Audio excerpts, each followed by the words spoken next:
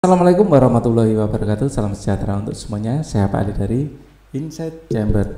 Berikut ini adalah pembelajaran 4 ya. Nah, kita sudah sampai pada halaman 107.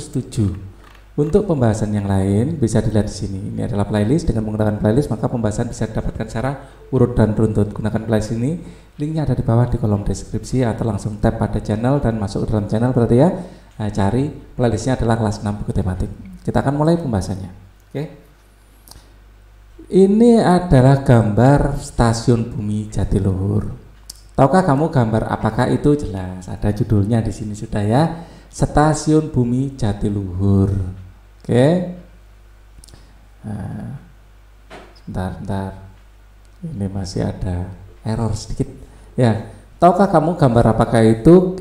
Gambar itu adalah sebuah stasiun bumi yang menerima informasi yang dikirim oleh satelit.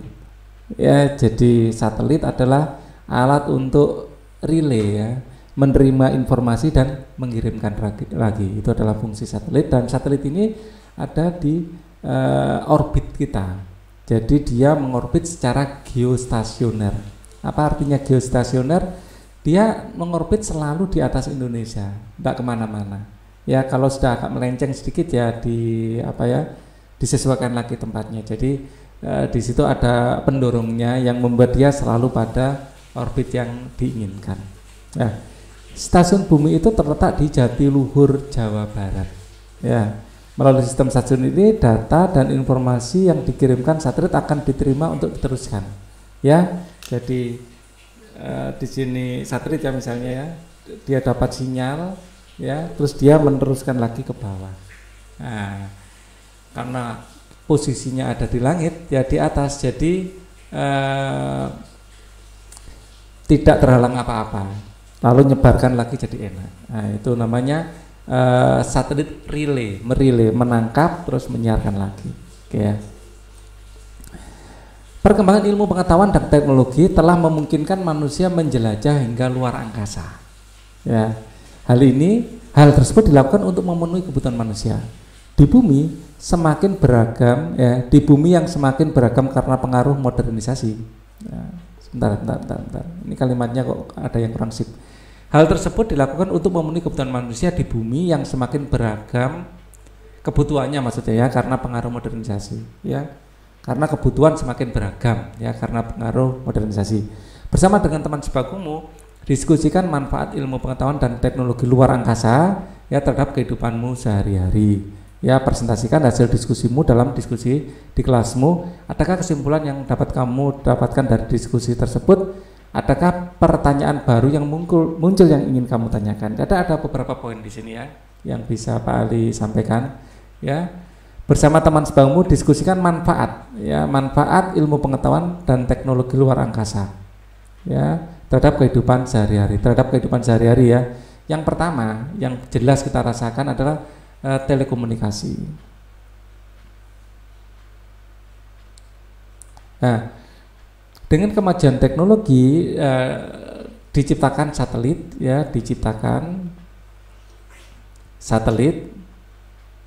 yang memungkinkan komunikasi jarak jauh secara langsung ya, yang memungkinkan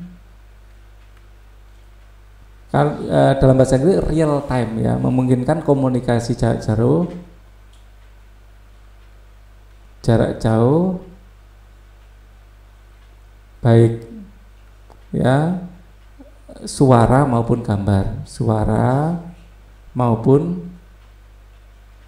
gambar. Ya, pada intinya data dijadikan suara, bisa dijadikan gambar atau biasa dijadikan atau ya tulisan ya. Baik suara maupun gambar atau tulisan. Oke. Ini di bidang telekomunikasi. Yang kedua ada di bidang ilmu pengetahuan ya, yang jelas ilmu pengetahuan. Ya, manfaat di bidang ilmu pengetahuan yaitu memungkinkan kita mempelajari ya planet-planet yang ada di tata surya, ya, mempelajari tata surya lebih detail dengan lebih detail, ya, menemukan potensi-potensi planet yang bisa ditinggali, menemukan potensi planet lain yang bisa ditinggali, ditempati, terus kemudian merencanakan, ya merencanakan untuk bisa tinggal di sana, ya, atau ditempati gitu aja, menemukan potensi planet lain yang bisa ditempati. Nah, selain bisa meluncurkan satelit, ya, juga bisa meluncurkan drone, ya, ke sana. Jadi ada semacam robot yang dikirim ke Mars, sekarang ini sudah ada yang melihat kondisi tanah di sana, ya, suhunya apa, campurannya apa, potensi air ada di mana, ya, untuk merencanakan sebuah kota di sana yang mungkin akan realisasi sebelum 2050, ya, sudah ada orang yang akan tinggal di sana. Adakah kesimpulan yang bisa kamu dapatkan dari diskusi tersebut? Adakah pertanyaan baru? Kesimpulannya, ilmu pengetahuan sangat besar pengaruhnya. Ilmu pengetahuan luar angkasa, ya, di sini, ya, ilmu pengetahuan teknologi luar angkasa, ya, ini besar sekali manfaatnya, besar, ya, perkembangan iptek luar angkasa,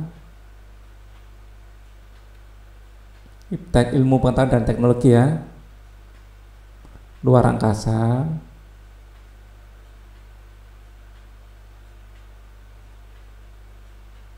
sangat besar pengaruhnya terhadap, ya, kehidupan masyarakat modern.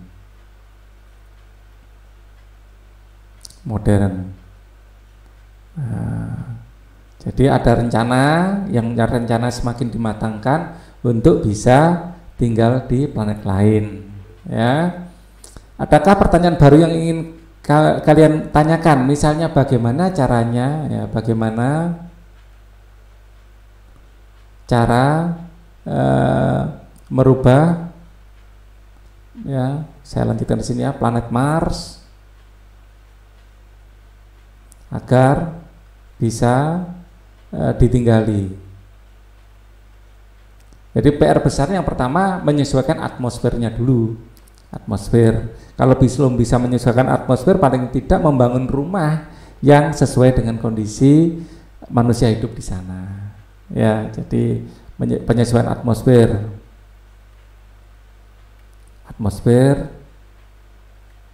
Ya, ini pasti proyek yang sangat luar biasa besar, ya, tapi sudah ada proposal-proposal yang diajukan, ya. Karena ternyata di sana ada deposit es, deposit karbon dioksida juga ada, tinggal bagaimana caranya agar itu kembali menjadi atmosfer, tidak beku. Terus rencananya di sana akan dibikin sebuah efek rumah kaca. Kalau di bumi melawan efek rumah kaca karena suhu bumi terlalu panas. Ya, kalau di sana sebaliknya, diciptakan efek rumah kaca biar panas. Akhirnya bisa kita tinggal di sana. Ya, kayak sebenarnya Merkurius sama Venus lebih dekat Merkurius dengan matahari, tapi Venus lebih panas gara-gara atmosfernya. Nah, kita efek tersebut bisa pengetahuan ini yang ingin dipraktekkan. Namanya terraform, terus mencari, ya, ini ilmuwan juga sedang mencari tanaman yang paling mungkin untuk dimodifikasi sehingga bisa ditanam di Mars. Ya, misalnya tanaman-tanaman di daerah kutub, ya, yang sangat suasananya sangat keras, ya, artinya sangat dingin dan sangat sedikit sinar matahari tetapi masih bisa hidup. Nah, tanaman-tanaman itu juga mulai diselidiki sekarang, ya, sebagai persiapan. Nah, jadi ini ilmu pengetahuan, ya, bagaimana jadinya nanti, ya, kita tunggu, ya, perkembangan. Yang jelas sudah ada kendaraan, ya, tanpa awak, ya, di sana yang sedang berkeliaran, ya, mengumpulkan data-data. Nah, setiap pengaruh selalu memberikan dua dampak, yaitu dampak baik dan dampak tidak baik. Dengan menggunakan keduanya diharapkan dapat menentukan sikap terhadap pengaruh yang ada. Demikian juga dengan pengaruh modernisasi, ya, terhadap perubahan budaya yang terjadi dalam masyarakat. Jika kamu amati di sekitarmu, tahukah kamu dampak negatif dari modernisasi terhadap perubahan budaya masyarakat kita? Coba bacaan berikut dengan melakukan kegiatan berikutnya. Dampak modernisasi terhadap budaya masyarakat. Modernisasi memiliki dampak negatif dan positif tentu ya. Selalu seperti pedang bermata dua. Teknologi baru selalu ada unsur positif dan negatifnya. Selalu seperti itu ya.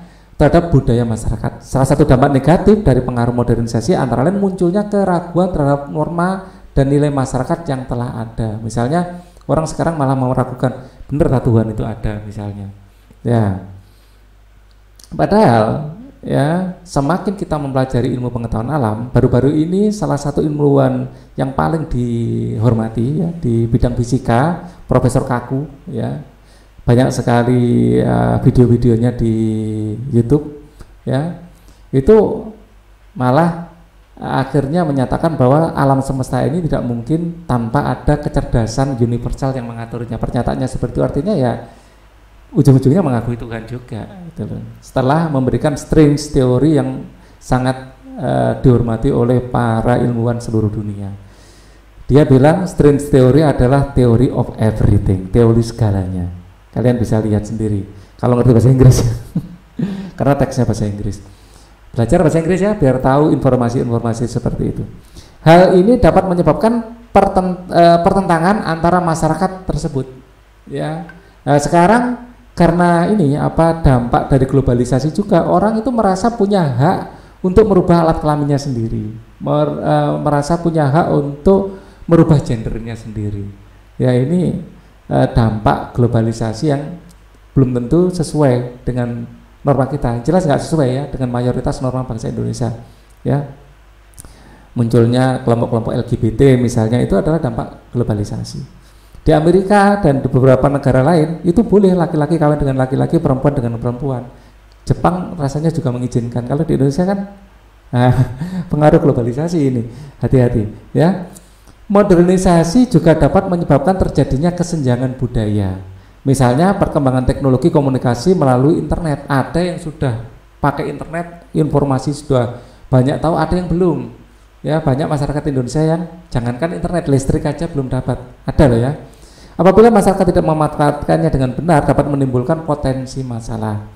Komunikasi yang bebas melalui internet misalnya, jika kebebasan mengakses informasi dan komunikasi tidak diimbangi sikap bijak penggunanya, maka teknologi justru akan merugikan.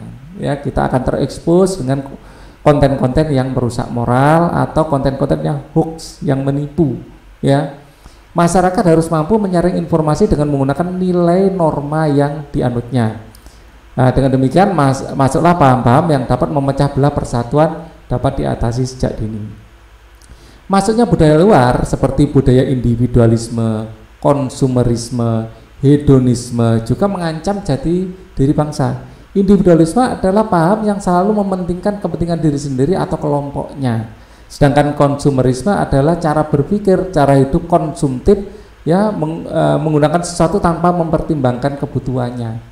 Ya, membeli karena ingin, bukan membeli karena butuh. Apalagi belinya dengan sistem kredit atau hutang. Ya, ini akhirnya hobi hutang ini akhirnya mencelakakan. Ya. Dan hedonisme adalah bahan yang mementingkan kesenangan gaya hidup yang hura-hura, tidak memikirkan penderitaan orang lain. Yang penting hatinya senang, tidak peduli dengan penderitaan orang lain. Nah, sekarang lakukanlah kegiatan berikut dengan memperhatikan instruksi yang diberikan.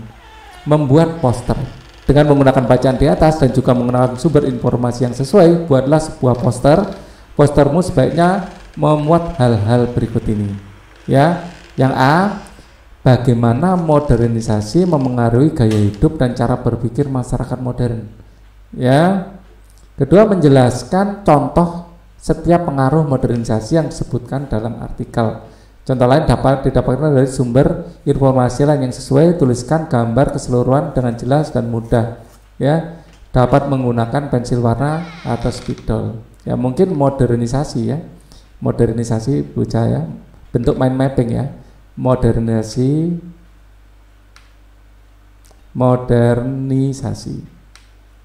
ya, bentuk dalam mind mapping, ya, ada dua sisi, negatif dan positif yang dibelah sisinya.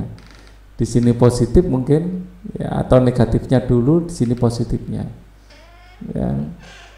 Negatif, positif. Ya. Negatifnya itu apa?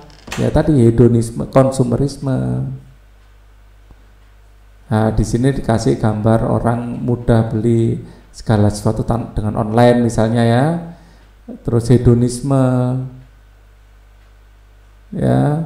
Terus kemudian individualisme. Nah, dampak positifnya bisa kemajuan ilmu iptek, maju, kemakmuran, ya, komunikasi. Nah, nanti biar tahu yang negatif apa, yang positif apa, ya. Oke, bersama dengan mungkin juga bisa bikin semacam filter. Nah, filternya adalah Pancasila, ya. Pengaruh global. Di sini ada Pancasila. Pancasila akan memisahkan, ya, yang positif dan negatif. Globalisme, ya, modernisasi, ya, modernisasi boleh juga seperti ini posternya, ya, globalisasi, ya, akan disaring menggunakan Pancasila. Globalisasi masuk disaring menggunakan Pancasila, ya, akan mengalirkan satu yang negatif, satu yang positif. Ya, Pancasila sebagai saringnya, ya, ya, saringannya. Ini yang positif, ini yang negatif. Ya, yang positif dan negatif itu apa saja. Pancasila itu mewakili ini, ya. Pancasila itu mewakili dari kepribadian bangsa Indonesia, misalnya. Yang sesuai dengan Pancasila positif, yang tidak sesuai negatif. Ya, atau secara tradisi kita positif itu yang kanan, ya, yang negatif ini yang positif misalnya. Oke, sini adalah Pancasila yang menjadi filternya. Ya, dibikin seperti ini juga globalisasi atau modernisasi, ya. Globalisasi atau modernisasi ini sesuai dengan temanya aja, modernisasi. Sini modernisasi,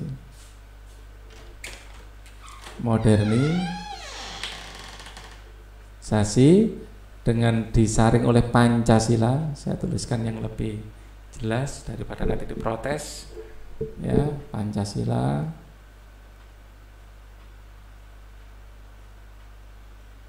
ya, akan memisahkan yang positif dan negatif. Nah, dengan menggunakan bacaan di atas, lengkapilah tabel berikut. Buatlah dampak negatif dan dari modernisasi terhadap budaya bangsa, lalu cari tahu cara-cara mengatasinya. Misalnya individualisme tadi, ya, individualisme, ya, individualisme, ya. Nah, ini usaha yang dapat, ya, menggelorakan gotong royong misalnya. Gotong royong, ya, memberi contoh-contoh, ya. Terus kemudian menggelorakan, ya. Gelora itu kan sesuatu yang besar, ya, menggelorakan gotong royong. Kemudian ada konsumerisme, ya, dilawan dengan gaya hidup produktif. Gaya hidup produktif, tidak konsumtif. Kita harus bukan hanya sebagai pemakai jasa, tetapi kita harus sejak dini bisa berkarya, ya. Nah, bisa berkarya dalam bidang apa saja, ya. Misalnya suka musik, jangan hanya mendengarkan musik orang. Coba ciptakan cover kalian sendiri, bikin musik sendiri atau kalau mungkin, ya. Jadi produktif dengan berkarya, ya, berkarya dalam banyak hal, ya, olahraga. Jangan hanya suka nonton bola, tapi jadilah pemain bola. Misalnya ini bedanya konsumerisme dan berkarya. Kemudian di situ ada dampak negatif lagi yang di garis bawah di buku tadi apa? Hedonisme. seenaknya sendiri, hedonisme. Ya, mementingkan diri sendiri dan orang lain, ya, mengutamakan persatuan dan kesatuan, mengutamakan persatuan dan kesatuan, ya, memupuk rasa kekeluargaan,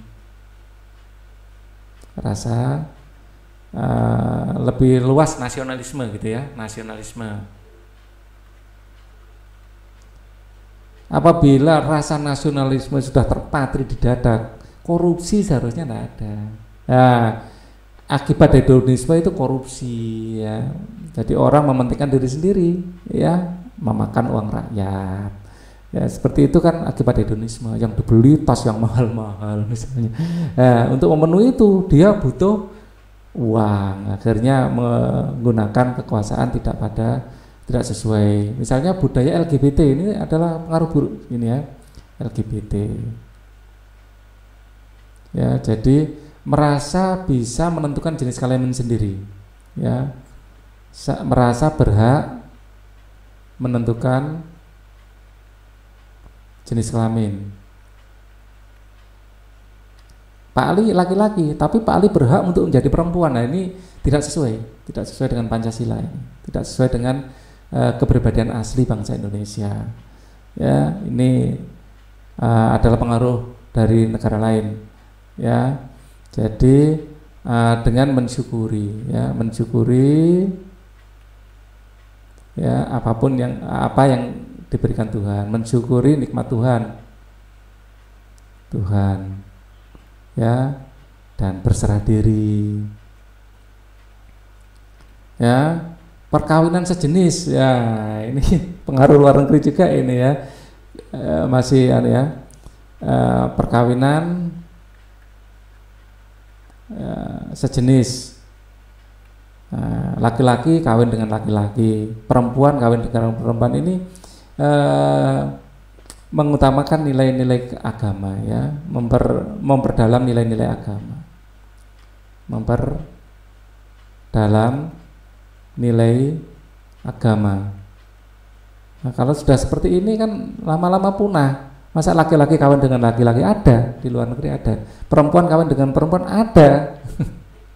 Dan ini jelas tidak sesuai dengan fitrah, ya, tidak sesuai dengan kita. Kemudian narkoba, pornografi, narkoba itu pengaruh-pengaruh dari luar, ya, narkoba atau pornografi. Ya, pornografi ini adalah pengaruh dari luar yang mungkin standarnya beda, ya, standar kesopanan beda dengan di Indonesia. Dan ini yang paling utama, ya, menerapkan nilai-nilai Pancasila dan nilai-nilai agama, norma masyarakat, ya, menerapkan norma agama, ya, menerapkan norma agama, ya. Pornografi ini jelas tidak sesuai dengan kepribadian bangsa, ya. Membuat poster sekarang berdasarkan hasil penelaahan terhadap dampak negatif modernisasi, di atas pilihlah salah satu dampak dan cara penanggulangannya untuk dijadikan poster. Poster bisa digunakan untuk mempromosikan sesuatu ke masyarakat sekitar. Gunakan alat dan bahan yang sesuai untuk membuat postermu, lalu presentasikan postermu di depan kelas dan pajanglah di beberapa tempat strategis di gedung sekolah agar dibaca oleh semua komunitas sekolah. Ya. Jadi dibikin poster, ya, mungkin posternya seperti ini, modernisasi, ya, Pancasila akan memfilter, ya, seperti ini, ya. Yang dampak positifnya banyak sekali, justru dampak negatifnya enggak sebanyak dampak positifnya sebenarnya, tapi ada dan harus kita hindari, ya. Berdasarkan kegiatan yang telah kamu lakukan, tulislah kesimpulanmu tentang dampak modernisasi terhadap budaya masyarakat. Kamu dapat menghubungkannya dengan kehidupan sehari-hari, ya. Dampak, ya, dampak modernisasi positif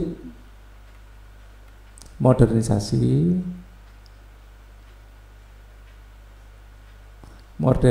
memang banyak,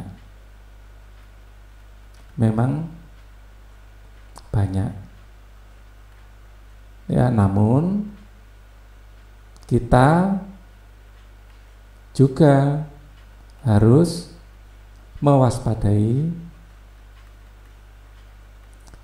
dampak negatifnya dengan menerapkan norma-norma masyarakat, norma Pancasila dan agama.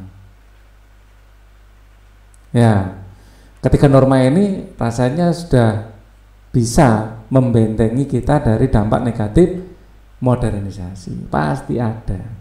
Ya, salah satu pengaruh negatif yang harus diwaspadai terhadap budaya masyarakat adalah individualisme. Nah, ini nggak sesuai dengan Pancasila, toh. Nah, kita ini kerakyatan yang dipimpin oleh umat kebijaksanaan dalam permusyawaratan perwakilan, terus kita juga ada keadilan sosial bagi seluruh rakyat Indonesia. Jadi jelas individualisme nggak sesuai dengan Pancasila.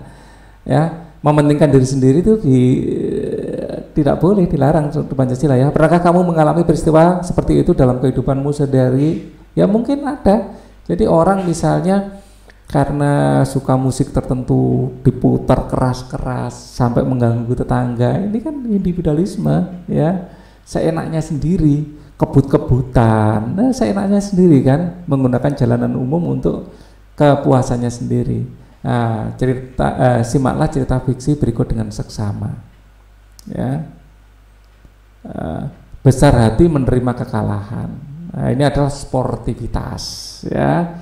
Edo dan Bagus adalah sahabat karib. Mereka satu kelas di sebuah sekolah dasar di Solo, Jawa Tengah. Namun, sejak seminggu ini sikap Edo mendadak berubah terhadap Bagus. Sekarang Edo selalu berangkat sekolah sendiri, bahkan Bagus mendekatinya untuk bahkan jika Bagus mendekatinya untuk bicara, tiba-tiba Edo segera beranjak pergi. Kenapa sekarang Edo tidak mau bicara denganku ya? Tanya Bagus kepada Damar, teman sebangkunya ketika jam istirahat. Ya, aku juga melihat kalian seperti sedang bermusuhan. Apa karena kamu yang terpilih menjadi ketua kelas pada pemilihan minggu lalu? Itu kan juga kandidat ketua kelas, tebak Damar. Tapi kan kita melakukan secara sportif. Itu pilihan teman-teman satu kelas. Bu Guru Anneke sendiri yang mengawasinya, kata Bagus. Damar mengangguk membenarkan. Ketika bel pulang sekolah, itu buru-buru keluar kelas. Ia sengaja menghindar untuk pulang bersama Agus. Karena tergesa-gesa, kaki Edo tersandung kaki meja, kepalanya terbentur ujung meja. Aduh, Edo mengerang kesakitan. Bagus, Damar, dan Bimo melihatnya segera menolong Edo. Bagus membawa Edo menuju kursi. Bagus segera mengambil peralatan P3K di lemari kelas. Luka di dada Edo segera diobati. Aku akan mengantarmu pulang, Do, kata Bagus. Terima kasih, Bagus, aku bisa pulang sendiri kok, tolak Edo. Kenapa belakangan ini kamu selalu menghindariku, Edo? Apa yang salah? Apa salahku? Bukankah kita berteman sejak lama? Tanya Bagus. Edo menunduk dan menghela nafas. Sebenarnya aku tidak bisa menerima kekalahanku waktu pemilihan ketua kelas. Aku iri padamu, Bagus. Sebagian besar teman-teman lebih memilihmu daripada aku. Padahal sedari dulu aku yang menjadi ketua kelas, jelas Edo. Aku tidak ingin bermaksud menggesermu yang biasa menjadi ketua kelas, Edo. Aku takut menjadi kandidat ketua kelas karena pilihan teman-teman termasuk kamu kan, Do. Ya, aku ikut menjadi kandidat ketua kelas karena pilihan teman-teman termasuk kamu kan, Do, kata Bagus. Edo ingat waktu itu ia yang mengusulkan nama Bagus untuk menjadi kandidat. Saat itu Edo yakin ia akan terpilih menjadi ketua kelas, bukan Bagus.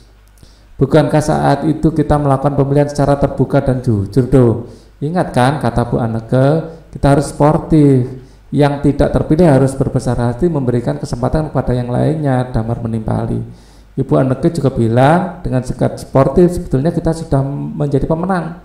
Menang memang mampu menundukkan menang karena mampu menunjukkan kebesaran jiwa untuk menerima kekalahan, tambah Bimo. Itu menunduk kemudian menyalami Bagus. Maafkan aku, Bagus, sekarang aku sadar bahwa sikapku menjauhimu adalah salah besar. Kamu sahabat terbaikku, Bagus, kata Edo. Edo dan Bagus pun bersalaman erat. Damar dan Bimo tersenyum melihatnya. Apa pendapatmu tentang cerita tersebut? Ya, cerita ini menginspirasi ya.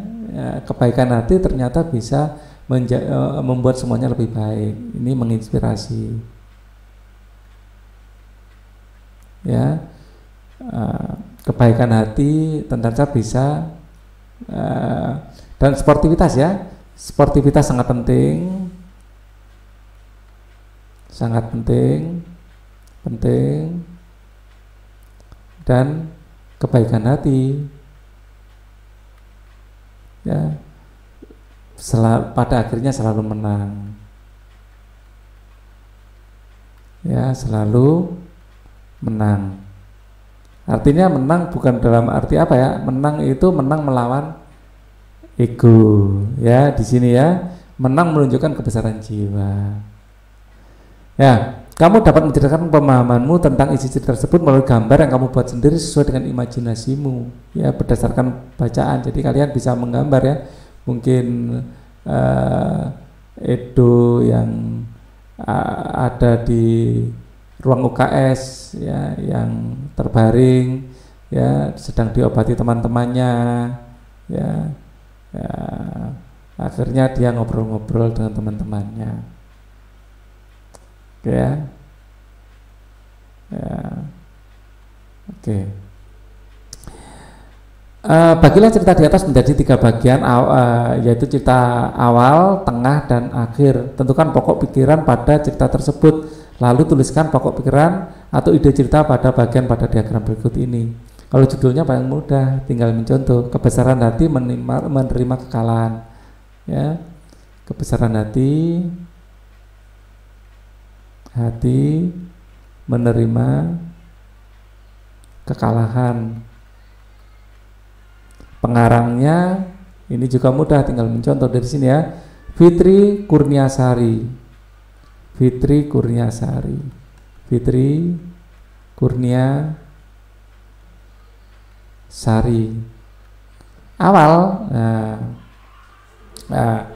Awalnya Edo Bagus ya, Edo Bagus merasa Edo menjauhinya ya, sejak kalah dalam, ini gambar ya, ini gambarnya.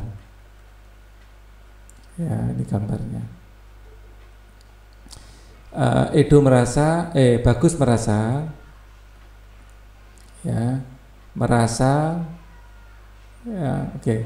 Bagus merasa Edo selalu menjauhinya, merasa Edo selalu akhir-akhir ini menjauhinya, ya. Edo ya akhir-akhir ini menjauhinya, ya. Di bagian tengah ya, ternyata ini ya, akhirnya tahu bahwa menjauhi sejak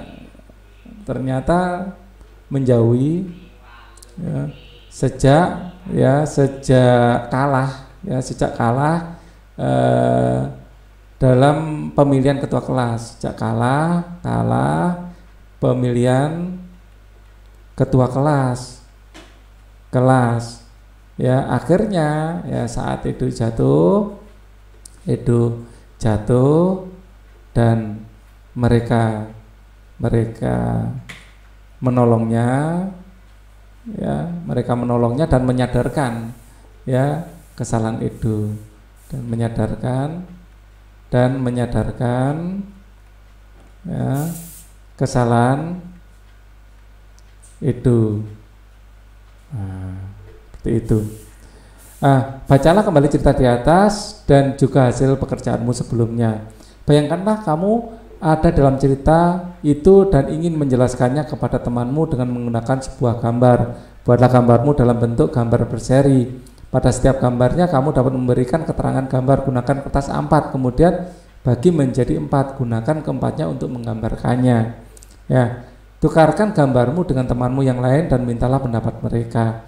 Apakah persamaan dan perbedaan antara gambar keterangan yang kamu buat dengan milik temanmu? Ini gambar ya, misalnya gambar bisa mencontoh, mencari inspirasi dari internet atau yang lain, atau dari manga ya, dari sumber-sumber lain agar terlihat menarik. Diskusikan mengapa terjadi persamaan dan perbedaan.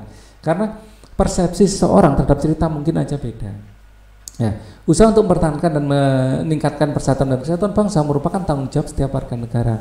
Salah satu sikap yang perlu dikembangkan adalah sikap tenggang rasa dan solidaritas yang merupakan salah satu asas dalam wawasan Nusantara. Ya, tenggang rasa dan solidaritas. Sikap mementingkan diri sendiri merupakan salah satu sikap yang dapat mengancam usaha persatuan dan kesatuan bangsa.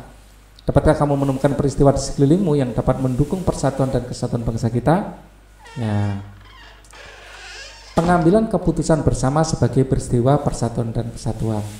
Ya, jadi ini pengamalan ya sila 4 sekaligus sila 3. Ya, keputusan adalah segala sesuatu yang telah ditetapkan berdasarkan pertimbangan dan pemikiran, termasuk di dalamnya pertimbangan dan pemikiran untuk mencapai tujuan dari keputusan. Keputusan bersama adalah keputusan sekelompok orang ya untuk mencapai tujuan tertentu. Tentu saja keputusan ini akan menjadi lebih rumit. Mengapa demikian? Di dalamnya terdapat lebih dari satu orang yang umumnya mempunyai pemikiran yang berbeda. Bahkan setiap orang memiliki akses mengikuti proses keputusan bersama, mungkin mempunyai pendapatnya sendiri. Agar keputusan bersama tercapai, ada beberapa hal yang harus diperhatikan ya, dan beberapa nilai yang harus dijunjung tinggi. Ya, keputusan bersama yang disepakati bersama itu namanya mufakat, ya kan? Oke, kita lanjutkan. Ya. Sebagai negara yang berdasarkan Pancasila, kita mengedepankan apa? Musyawarah untuk mencapai mufakat, tentu saja.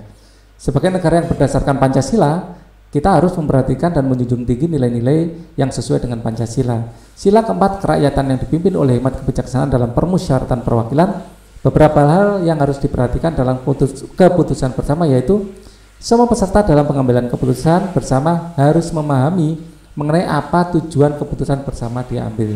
Jangan sampai nggak paham masalah ikut-ikut berpendapat, nah nanti akan melenceng ya. Semua peserta dalam pengambilan keputusan bersama harus saling memahami dan menghargai pendapat orang lain. Ya, kita bebas berpendapat, tapi kita juga harus menghargai pendapat orang.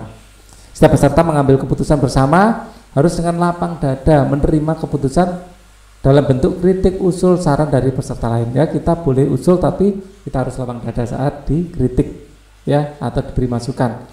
Semua peserta tidak boleh memaksakan kehendaknya untuk menjadikan sebuah keputusan bersama.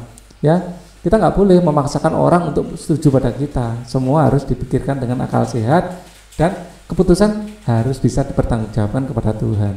Ya, kamu tentu telah mengalami beberapa kali kegiatan dalam melibatkan musyawarah untuk mencapai mufakat. Berdasarkan artikel di atas, bersama teman sebangkumu, cobalah untuk mencari tahu dengan seksama bagaimana peristiwa persatuan dan kesatuan dalam peristiwa pengambilan keputusan bersama. Jelaskan juga bagaimana peristiwa tersebut berhubungan dengan sila-sila dalam Pancasila yang telah kamu pelajari sebelumnya. Tuliskan hasil diskusimu dalam selembar kertas, lalu bacakan secara bergiliran di kelas ya, tempelkan diskusi di papan kelas, di papan tulis ya. Pada intinya gini, setiap tindakan yang kita berikan itu boleh jadi merupakan perwujudan atau pengejawantahan ya nilai-nilai Pancasila yang bukan hanya satu sila saja ya. Setiap tindakan musyawarah saja bisa seluruh sila itu bisa ada di situ ya. Oke, jadi kalian coba cari dan eksplorasi alasannya. Buatlah sebuah tabel untuk menjelaskan sikap-sikap apa saja yang diperlukan dalam musyawarah dalam rangka meningkatkan persatuan dan kesatuan. Pada sisi lain, tentukan sikap sebaiknya dapat mengganggu atau mengancam terciptanya persatuan dan kesatuan dalam peristiwa tersebut. Perhatikan sikap mana saja yang telah kamu lakukan, berilah tanda centang terhadap sikap yang telah kamu lakukan dan tanda silang untuk sikap yang tidak ingin kamu lakukan. Ya, oke. Sikap musyawarah yang mendorong persatuan dan kesatuan. Ya, yang pertama, ya, mendorong persatuan dan kesatuan kita, setiap orang bebas menyatakan pendapat. Setiap orang sebelum berpendapat ya harus memahami tujuan musyawarah, harus memahami tujuan dari musyawarah. Ya. Kemudian yang kedua, setiap orang bebas berpendapat. Setiap orang bebas berpendapat. Ya. 3, setiap orang harus mau dikritik. Ya, setiap orang harus mau mendengarkan kritik, mau mendengarkan kritik. Ya. Mau mendengarkan kritik. Dan musyawarah harus diseliputi suasana kekeluargaan. Ya. Musyawarah diliputi suasana kekeluargaan. Ya. Oke. Sikap musyawarah yang mengancam persatuan dan kesatuan adalah memaksakan kehendak, ya, merasa paling benar sendiri, paling benar. Ini tidak boleh, ya, tidak mau dikritik, mau mendengar kritik dan saran. Ini juga tidak boleh, ya. Pendapat tidak sesuai dengan norma, pendapat tidak sesuai dengan norma, tidak boleh, ya. Musyawarah dengan emosi marah, ya, musyawarah dalam amarah, ya, musyawarah, ya, dengan perasaan bermusuhan, ya, perasaan permusuhan, ya, tidak mau menerima hasil musyawarah, tidak mau menerima hasil musyawarah. Ini juga tidak boleh, ya. Peristiwa pengambilan mufakat secara musyawarah, mufakat itu kesepakatan yang disetujui semua orang, ya, merupakan salah satu peristiwa persatuan dan kesatuan dalam masyarakat. Peristiwa tersebut dapat mempersatukan masyarakat untuk mencapai tujuan bersama. Lakukanlah kegiatan berikut ini bersama dengan teman sekelasmu. 1, tentukan suatu atau 3 tema musyawarah, ya, untuk mengerjakan sebuah proyek bersama, misalnya menyelenggarakan lomba membuat poster cinta tanah air dan bangsa di sekolah, atau menyelenggarakan kerja bakti sosial di rumah-rumah ibadah di sekitar sekolah, atau menyelenggarakan kegiatan jalan bersama untuk aksi cinta Indonesia. Ya, pilihlah 1 atau 2 orang untuk memimpin musyawarah, pilih 1 orang untuk mencatat hasil musyawarah, hal-hal yang dimusyawarakan, tujuan kegiatan sehubungan dengan usaha meningkatkan persatuan dan kesatuan bangsa, bentuk kegiatannya seperti apa, melaksanakan kegiatan, membentuk panitia pelaksana kegiatan, dan memberikan tugas untuk bagian kegiatan. Ya. Nah, di akhir kegiatan setiap siswa akan melakukan refleksi terhadap proses musyawarah dengan menjawab pertanyaan berikut. Bagaimana proses berjalan musyawarah? Apakah lancar? Perbedaan pendapat apa saja yang telah muncul? Apakah ada perbedaan pendapat? Ya, itu juga. Bagaimana cara mencapai mufakat dan perbedaan pendapat? Apakah ada anak yang tidak mau dikritik atau pendapatnya tidak diterima, ya, atau memaksakan pendapat? Bahkan bagaimana peran pemimpin diskusi? Apakah efektif? Apakah diskusi benar-benar berjalan lancar, ya? Sikap dan keterampilan apa saja kan diperlukan untuk menjadi pemimpin, ya? Pemimpin itu harus adil, ya, memberikan kesempatan yang sama bagi seluruh peserta musyawarah. Terus apa peran pencatat kegiatan musyawarah atau notulen, ya? Sikap keterampilan apa saja kan diperlukan untuk menjadi pencatat kegiatan musyawarah. Pencatat kegiatan musyawarah harus bisa menulis secara cepat, ya, dan efektif, ya, tidak semua kalimat panjang ditulis tapi hanya kata-kata kuncinya saja. Bagaimana peran tanggung jawab peserta musyawarah? Apakah peserta musyawarah mengedepankan persatuan dan kesatuan? Nah, sikap dan keterampilan apa saja kan diperlukan untuk menjadi peserta musyawarah, ya? Apakah seluruh peserta musyawarah tahu tujuan musyawarah? Apakah tahu bagaimana cara bersikap saat, ya, mengajukan pertanyaan atau pendapat? Kan harus mengacungkan tangan misalnya, aturan-aturan seperti itu harus tahu. Terus kemudian yang bagaimana kegiatan musyawarah ini dapat mempengaruhi persatuan dan kesatuan di lingkungan sekitarmu. Apakah dengan musyawarah itu persatuan dan kesatuan itu tambah terwujud atau tambah habis musyawarah malah bertengkar? Ditulis juga. Kesimpulan apakah yang dapat kamu buat tentang kegiatan musyawarah yang mempengaruhi persatuan kesatuan musyawarah? Nah, kalian bisa menuliskan kesimpulannya di sini berdasarkan dari hal-hal yang sudah kita baca tadi. Ya, ayo renungkan bagaimana peran ilmu pengetahuan dan teknologi luar angkasa dalam mempengaruhi cara berpikir perilaku orang-orang di sekitarmu. Perannya adalah memudahkan ya, komunikasi, memudahkan mendapat informasi,